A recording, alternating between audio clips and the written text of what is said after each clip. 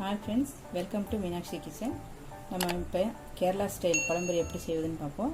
அதுக்கு முன்னாடி என் வீடியோ பிடிச்சிருந்தா கமெண்ட் பண்ணுங்கள், லைக் பண்ணுங்கள், சப்ஸ்கிரைப். இப்போ நம்ம பழம்பொரி எப்படி செய்யுதுன்னு பார்ப்போம். அதுக்கு 1 கப்பு மைதா மாவு, மஞ்சள், ஒரு 3/4 ஸ்பூன் ஜீனி,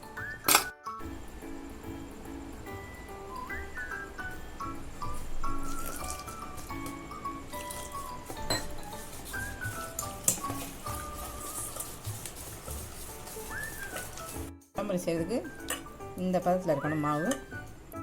பழம்பொரிக்கு நம்ம ஒரு நேந்திர வாழைப்பழம் எடுக்கணும்.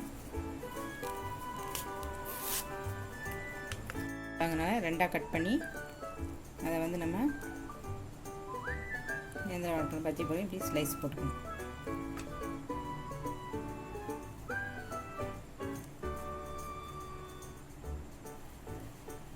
நம்ம எல்லா பழத்தையும் ஸ்லைஸ் பண்ணி